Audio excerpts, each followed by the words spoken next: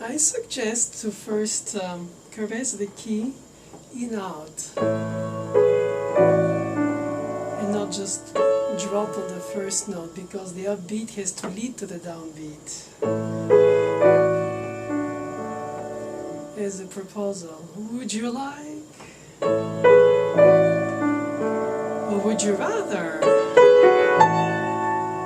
And in order to express subtly the difference between the third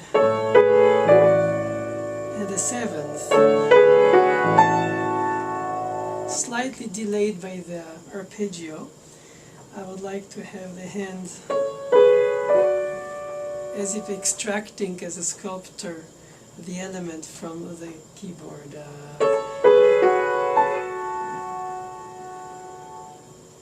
And the inner voice flowing while the melody questioning, and the basses plunged in depth and the melody blossoming.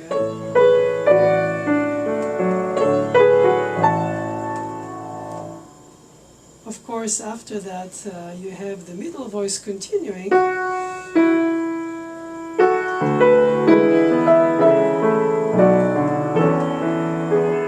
and the bass,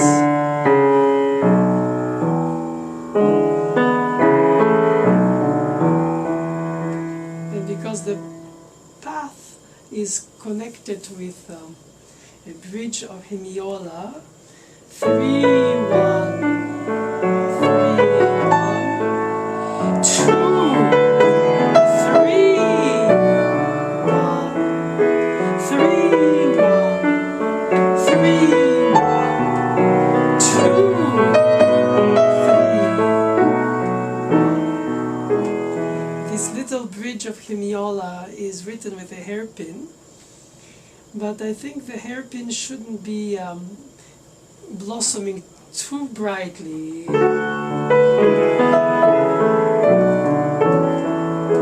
because the run-on sentence continues, which at the second time will be blossoming to the octave, and therefore not too early in the first time to open as much.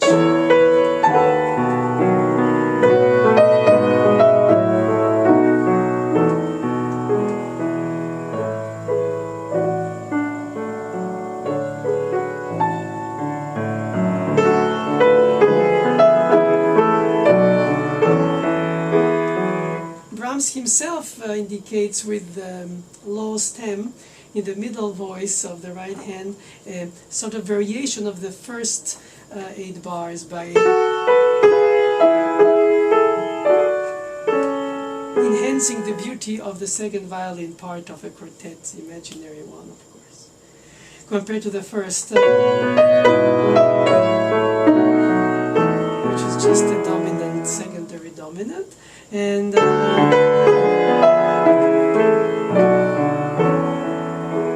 both proposals end on the dominant anyway, suspended in expectation, and the third time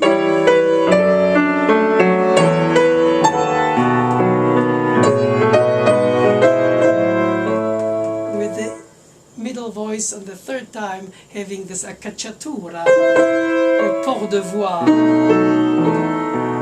enhancing the discourse, and then dropping for a very long offbeat 3-4 from the third 1-2, 3-1-2, 3-1-2, unsettled à la Schumann.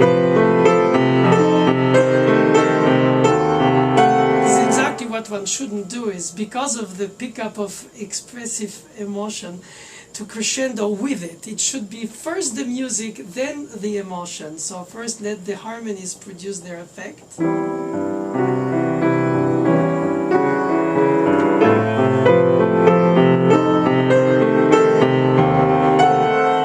And then the high leap that brings the first climax. Meanwhile, the middle voice proceeds by chromaticism.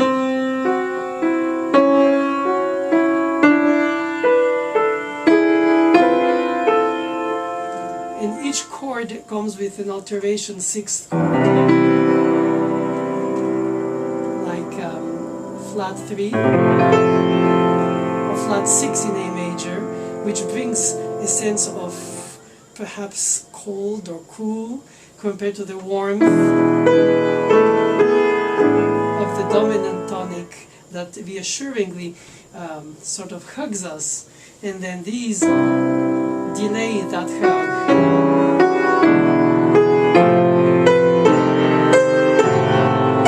To the diminished seventh, the universal question mark. And when the chromaticism is this time for the next 4 bars, almost 6 bars, the melody,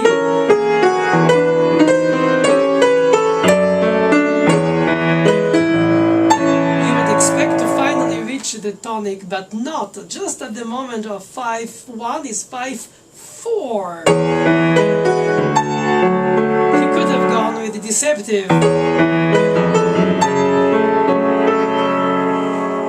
He doesn't want to go in F sharp minor too early because his middle section will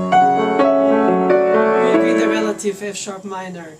Therefore, he goes into the subdominant.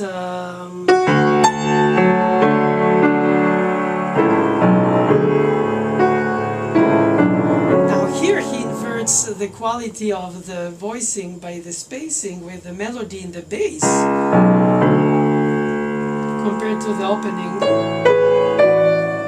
The proposal, would you like or would you wish, kind of phrase, and perhaps yes but no, because at the moment of reaching you withhold. When the melody in the soprano is inverted compared to the ascending third, the ascending seventh become descending third. So in any case, it's not an answer, it's just another way of questioning from upside down.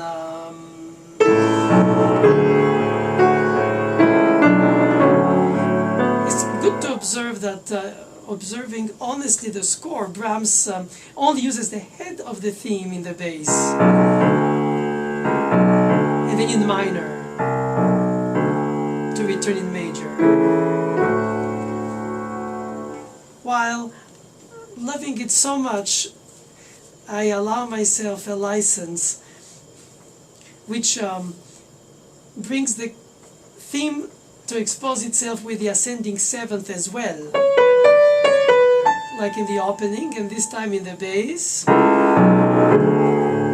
The subterfuge is to just play it with a voicing that suggests the option of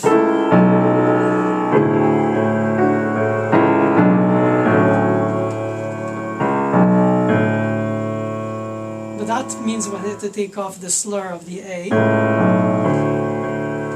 and not respect what Brahms wanted, which is just the head of the theme.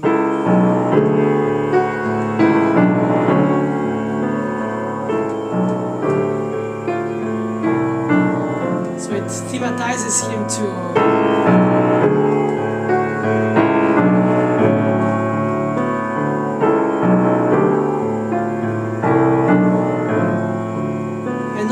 supposed to do that because the text is the text and we only passing by, and the text will remain after us. So do I read in the hint of the suggestion of his non-treatment entirely of the theme? Yes, but I love it so much. So does love justify to transform it or serve it?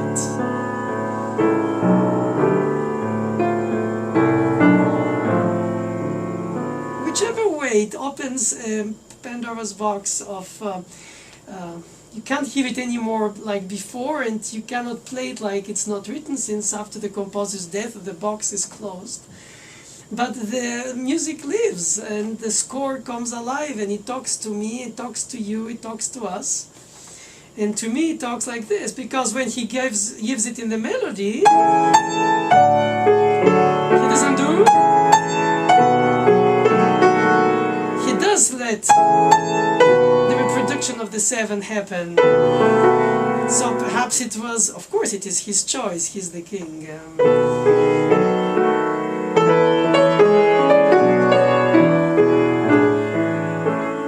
Descent of the middle voice chromatically, no, but this time no more chromatically, diatonically.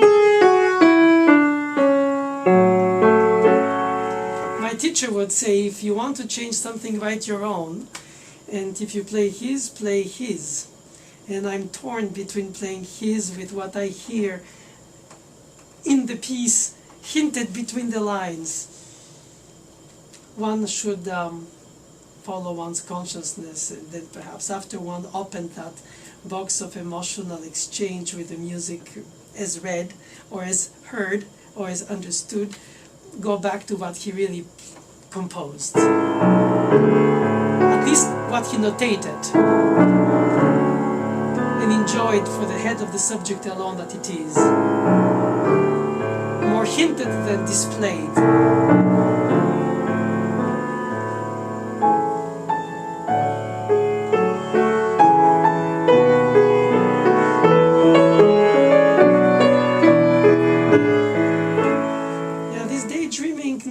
Needs these linear two voices to flow, while the bass has its own two voices with the tenor.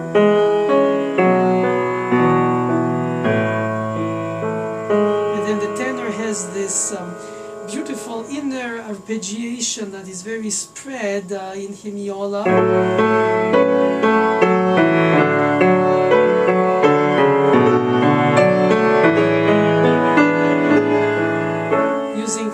Halves and halves as path, and the melody dotted.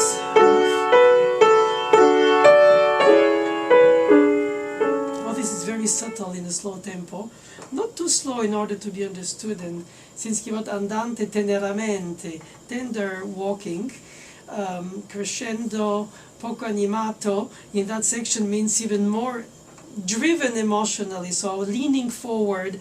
Hint is an exaggeration, adagio, an almost short breath with the path of the half instead of dotted half. This inner double subphrasing should not shred the direct line.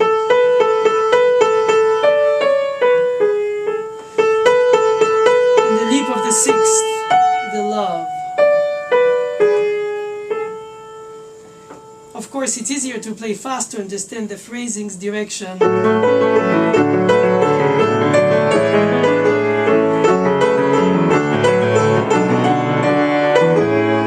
But when it's spread, stretched, expressively intensified, while animato,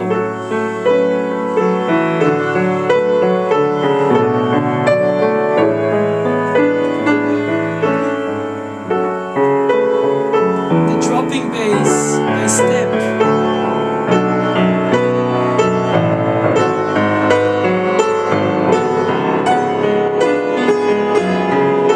Oops, I went too far and too early in F sharp minor if I had continued dropping with the bass.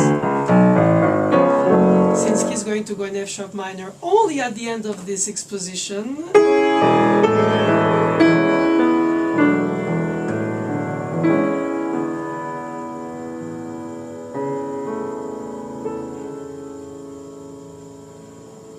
And he has an accent indicated on the E as a horn holding.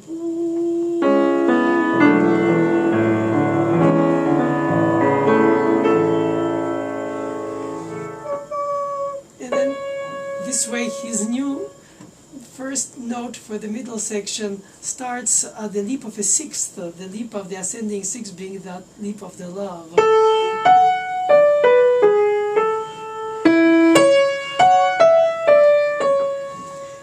So each interval of a special leap upwards is really an emotional intensity and tenderness, obviously. And it's tempting to voice at the end of the exposition the theme again.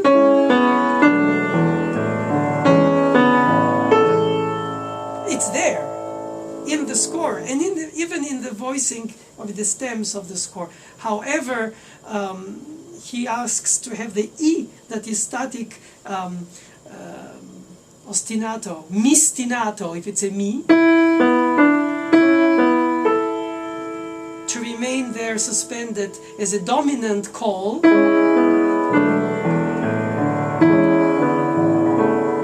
which drops by a third or upper sixth to become F sharp minor. So in order to have the length of sound, we have to play paradoxically the thematic material softer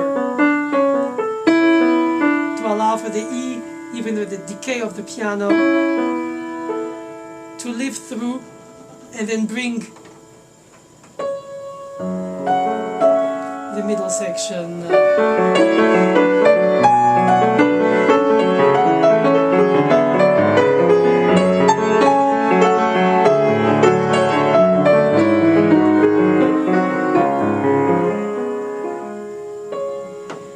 Since he is expressing painful emotion of reminiscence in this nostalgic end of life of his, Brahms chooses in these lullabies of his pain to write in tempo for the middle section, but by the 2-against-3 rhythm,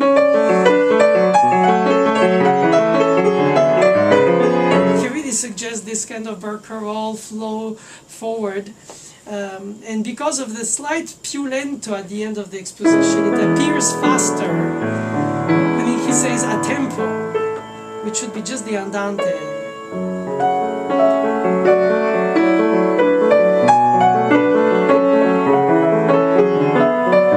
Of course, in this duo, which is sort of like the dialogue between his soul and his memory, or perhaps between the two lovers in his reminiscence of his youth or even in old age.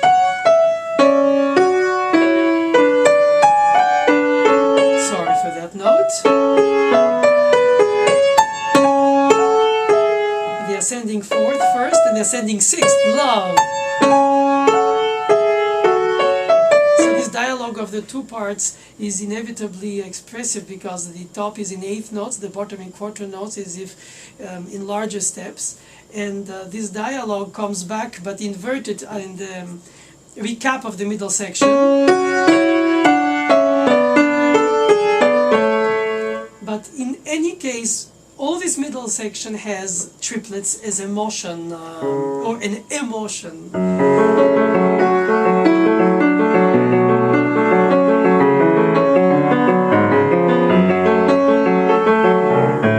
Sorry for this.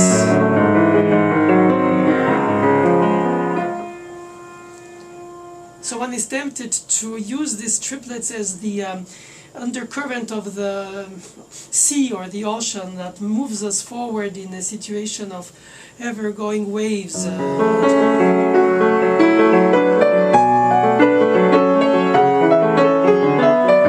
the resolutions of the tensions and the releases collide on each other, because by the time this resolves,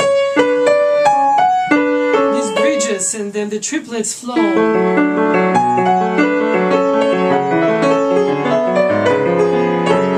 That's why probably the middle section is this moment of ideal perfectness, where it's a chorale without rhythm, without 2-against-3, without eighth notes, as all quarter notes, just note against note.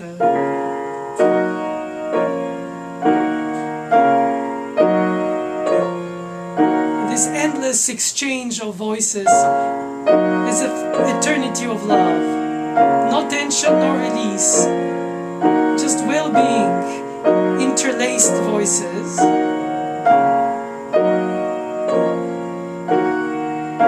that he has to leave it, and he leaves it with a hemiola.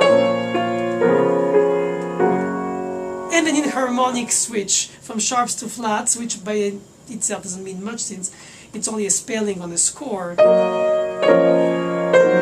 It's mostly because it's uncomfortable to notate it in A sharp minor for the dominant, E sharp and G double sharp and B sharp. So he switched it to naturals to go to B flat minor, but anyway, it doesn't matter what he calls it.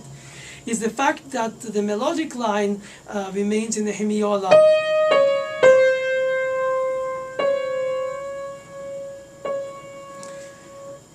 Yeah, it's almost like a frozen moment of emotional reminiscence where all of a sudden the daydream becomes real in the eyes of the beholder.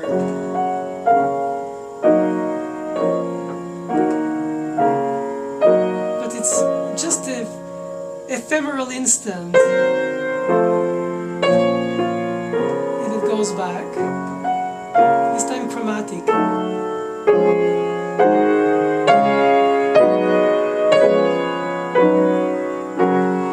Here, these dropping scales are so touching because they come from the melody, then they come into the alto, while in the tenor. And so they sort of all arrive to the dominant, and they return into the awakening from the daydream, into the return of the minor B section.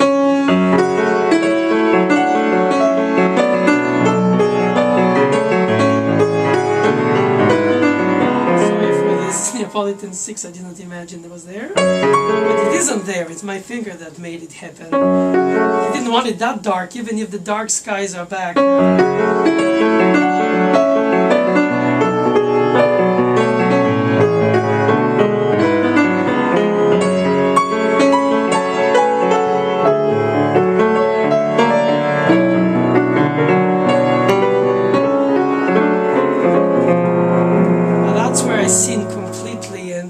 So happy to have done so.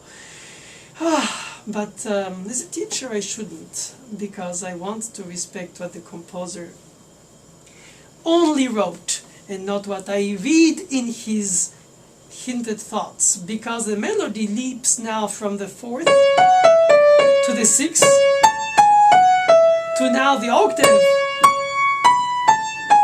And so therefore after this octave is reproduced in the second dialogue voice,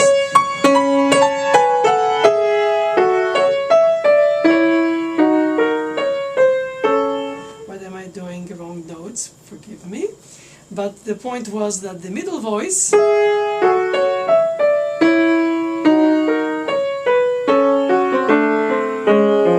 does the low stem.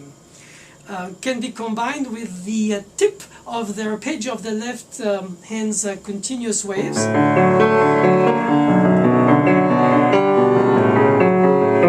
And perhaps they're just meant there to almost touch and not meant to connect into a middle voice.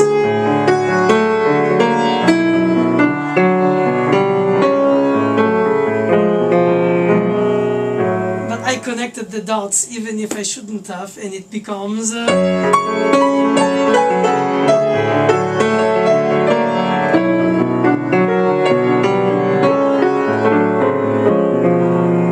when in fact it's only, if I may say only,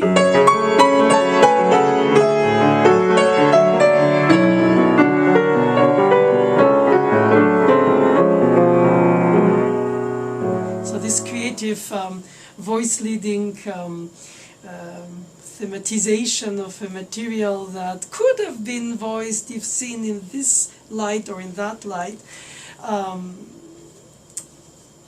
It's the emotion of the piece more than the analysis of the notation that sometimes drives me to suggest that in my playing, while I make sure I teach it correctly.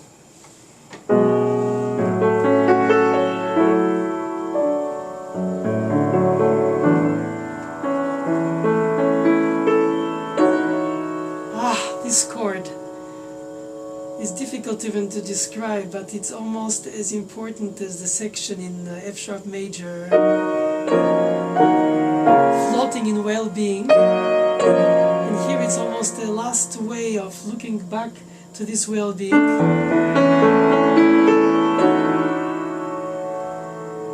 What if it was still, but no.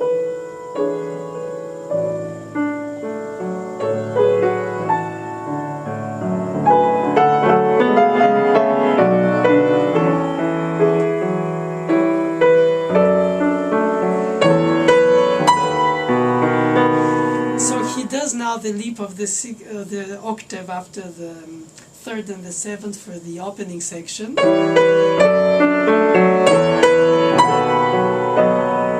I would imagine a little bit more after 97, if you survived to 19 or something, you could have, and perhaps even before, but he didn't.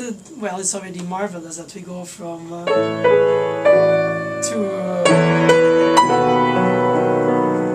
as if we did go from and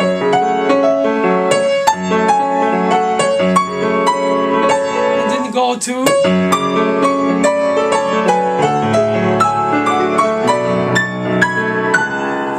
Schumann wasn't, Brahms wasn't cheesy, Schumann. Freudian slip. No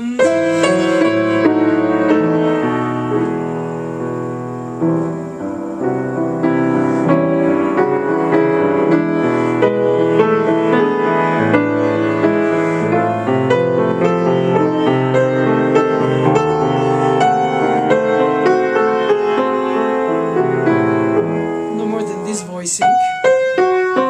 It's just my vision, but beyond this play of highlighted voicings for expressive hints, I have to obtain a crescendo that delays its effect first by exploring the harmonic color changes.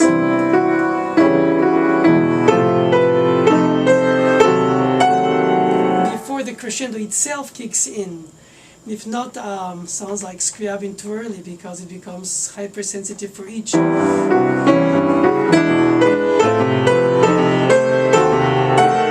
we really miss the. But then it's ever growing more inflation of expression, which leads us to Mahler even and to more expressionistic elements, or perhaps even to the Berg Sonata and so forth and so on. So this, we should keep it brewing inside.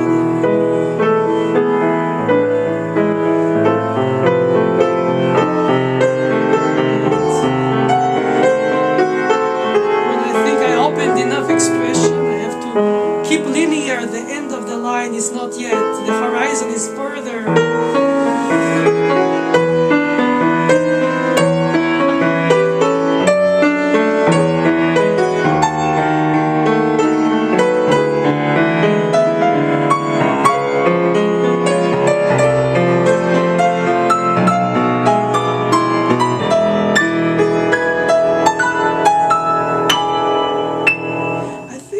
Overboard. I'm sorry. That's so easy. Oh.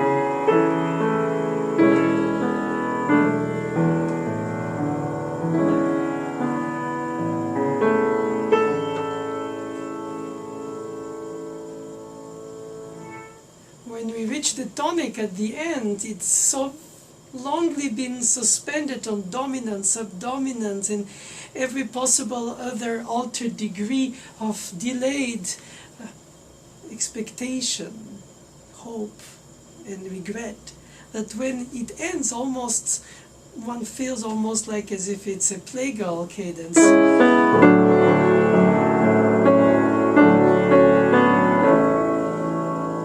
Sort of leading tone-less. And there is a leading tone, but it doesn't appear like such a function.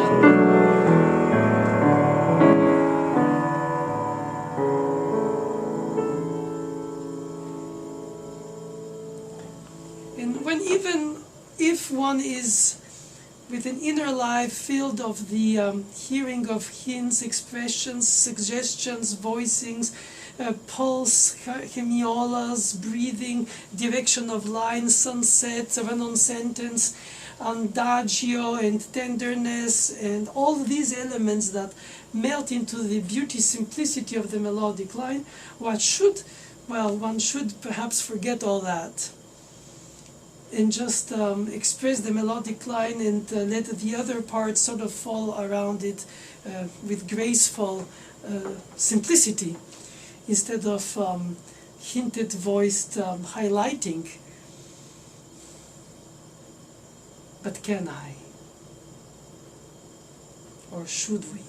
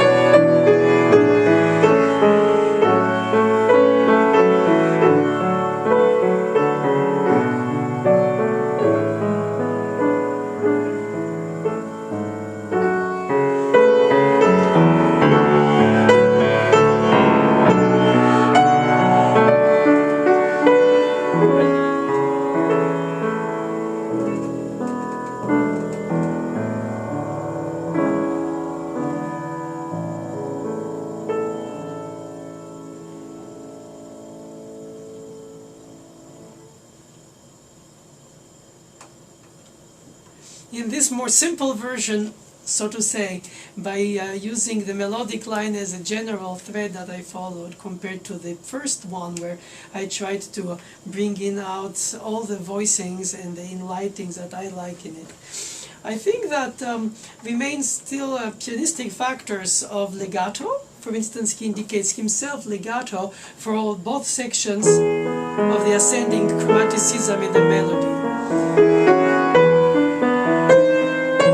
I believe a lot in finger legato for the sculpting of the keyboard with the fingers and not with the pedal and consecutive fingers that are the same eventually, 5-5. Then exactly not consecutive, rather consecutive. 5-4, 3-4-5, and then 4/5, 5, and then 3, perhaps 4-3-5.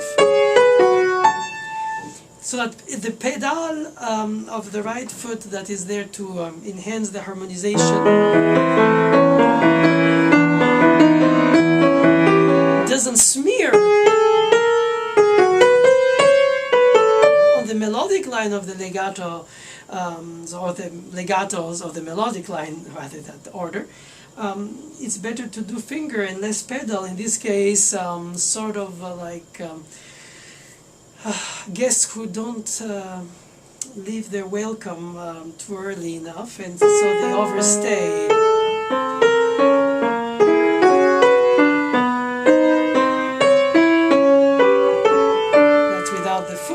And then this left hand for the second half of the hemiola 6/8-ish accompaniment.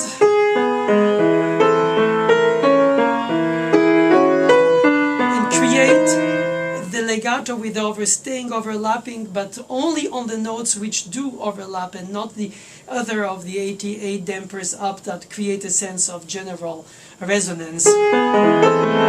But focused only on the notes which are to be played and overheld, and then the bass.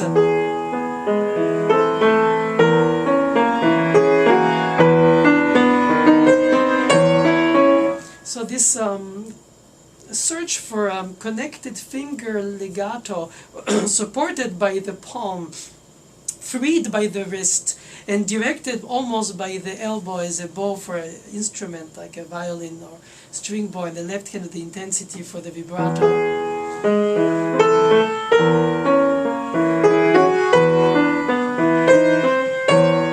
It's more skeletonish because without pedal, but then the pedal comes in. The right foot pedal should just put some kind of cream, a drop of cream in the coffee, let's say.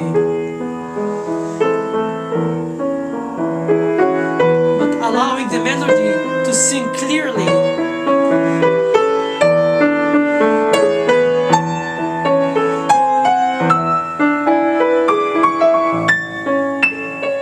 Again, I went overboard in the example, but nevertheless.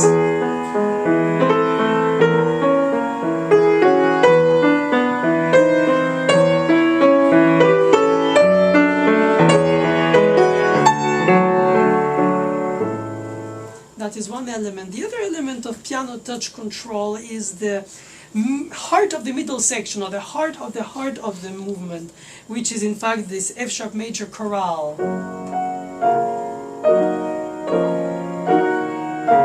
Six parts with connected, or sometimes rather crossed thumbs a la Schumann, indicated legato una corda più lento by the composer, to be according to the availability of a double escapement keyboard played under the escapement.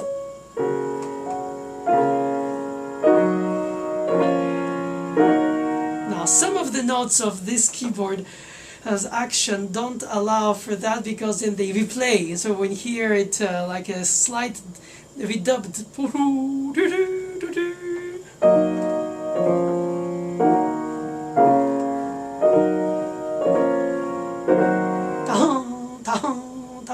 But some don't. Some do not. No. Yes. So that control is tricky according to the instrument one plays. And of course it would be more pragmatically practical to play mezzo forte with unicorda and do full display and deepening in the keys with the unicorda as a softener compared to playing it even without unicorda but under the escapement with the precision of forky fingers piloted by solid palm but with a free wrist. It's very important. And sometimes open wings, the elbows. And then if you add the unicorda to that, you can obtain the precision of the touch from close up because it's halfway down, already within the key, as if you speak without consonants, just ta ha ha ha instead of ta ta ta ta.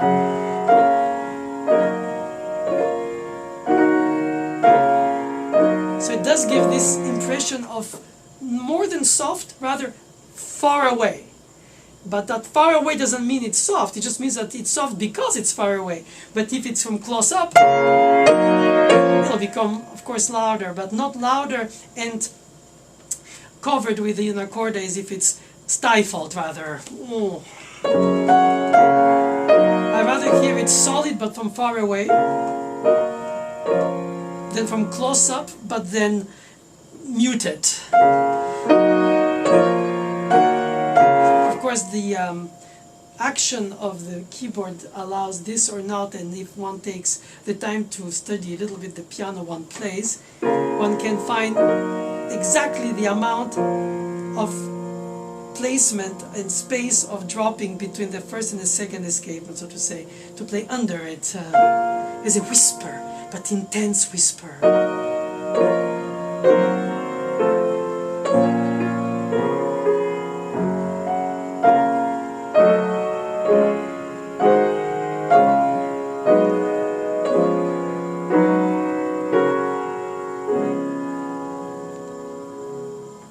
Ultimately, the pedal is, of course, the fluidifier, or perhaps the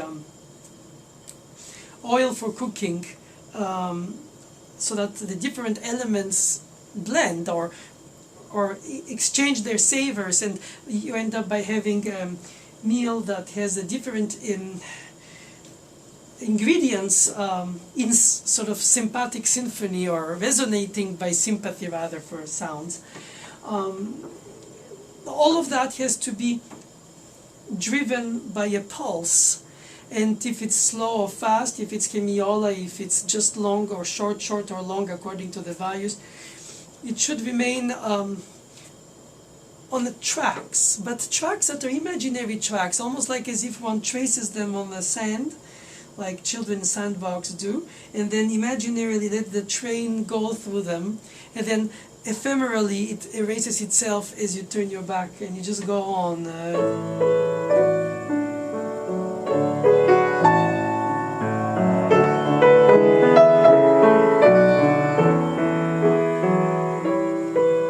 Since the theme starts on an upbeat, you have to make that understood when you restart it on the third beat by breathing before it restarts here.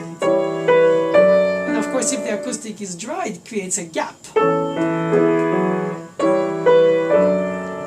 But it's not intended as such, except that the chromaticism of the leading tone G sharp and the 5 of 4 G natural 7th of the dominant secondary could create, if the pedal smears, a dissonance, which anyway acoustically can happen in a very resonant room, but we're not responsible for the architecture of the place. We're only responsible for our foot and our fingers, and therefore our ear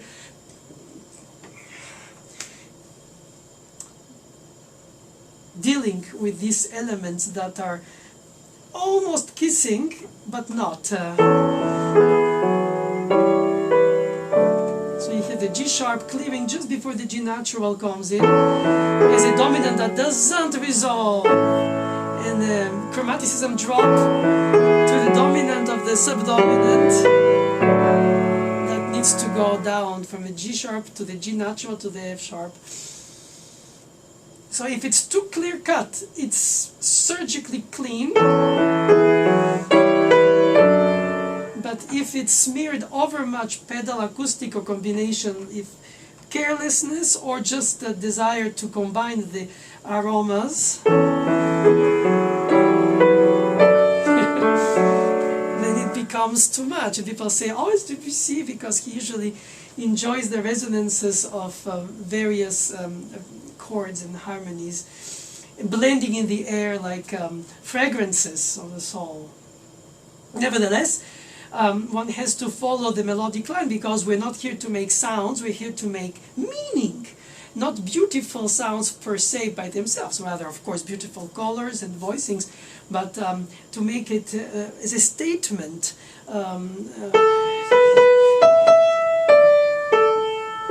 Of course, it's words without sounds, or sounds without words, but nevertheless, it does go to a point which is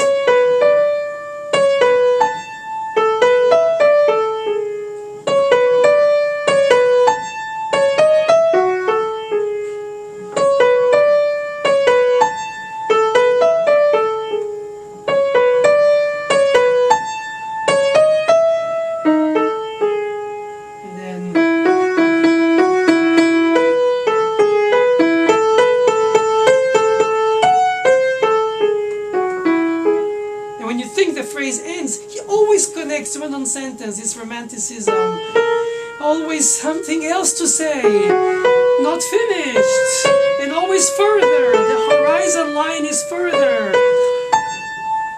And then after the climax, the dropping scales in major and minor. And then the theme with inversion. Since the climax is dropping, and then just the repeat of the opening for the conclusion of the exposition. So naturally, if it was a monodic Gregorian-like, it would be, of course, well, not diversely that. Doesn't work, but the idea is that the melodic line doesn't exist by itself, it exists by its harmonization and how it's harmonically highlighted, inviting the subdominant right away from the first chord that you hear harmonically. The tonic, in fact, paradoxically, you hear as an upbeat. The downbeat is already the subdominant D major, and again. Finally 5, 1, and then 5 as a degree again on the dominant, and then secondary dominant back to the 4.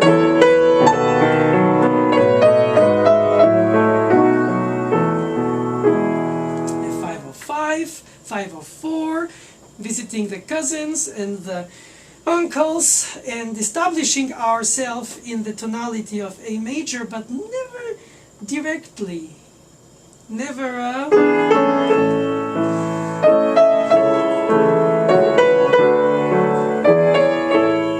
rather opening from the tonic to the secondary, to the subdominant.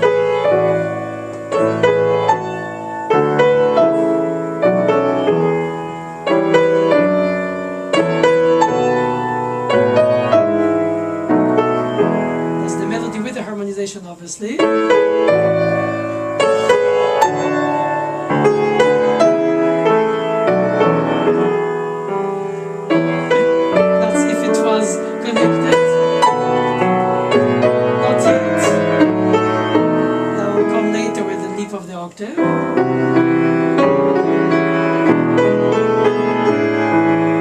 So we have a long dominant pedal in the second half of the exposition, which builds up from alternate altered chord, flat 3.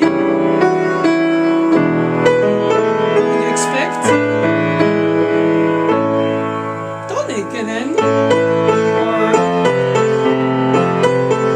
but no, at the moment of resolution, instead of going to the tonic, he goes to the flat 6.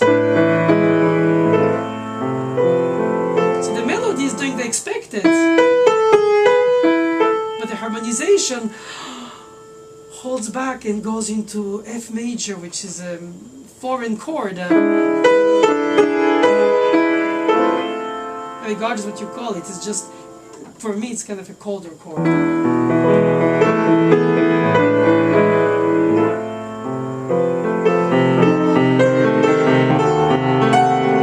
And of course, it has to reach the diminished seventh, which is the chord that we don't know where it goes, because it's meant to be so. The ultimate question mark tension with the interlaced tritones. The two tritones, two devils in music.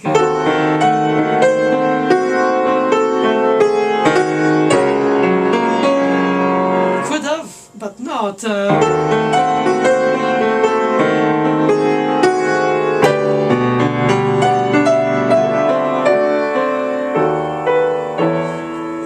So I cannot and won't go into resolving it in every other of the 12 tonalities that the diminished seventh can go. But in this case, he uses the diminished seventh as a dramatic leap to establish a long dominant pedal, which ultimately will bring us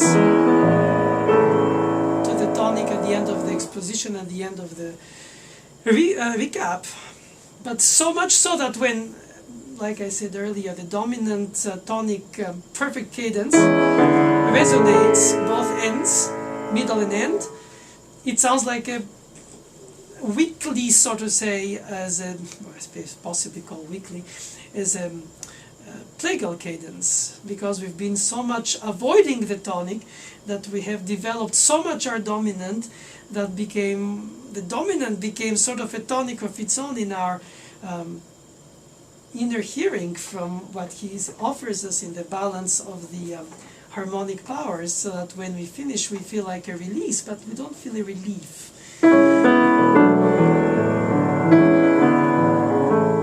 And he uses that very wisely by holding the E alone with the upper stem in order to drop by the third and be in F sharp minor.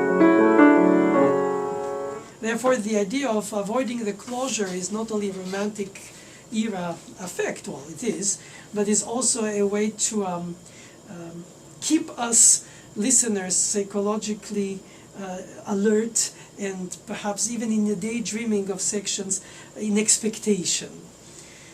And that gives that feeling of suspended time, almost as if the whole piece is just a blink of a memory in the mind of the old man Brahms, or whoever the character is that is portrayed here, into the memory of the past rather than the past itself.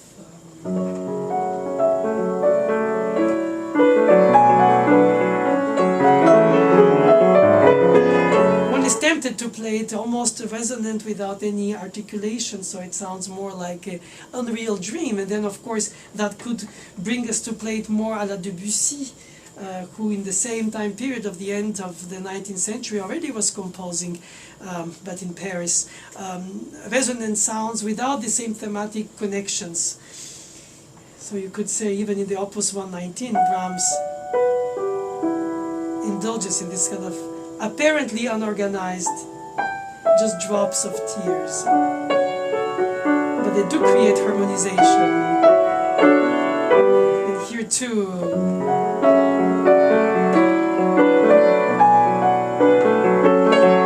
Debussy also uses in Clair de Lune this kind of harmonic generated notes after the resonance blossoms and not right away indicated.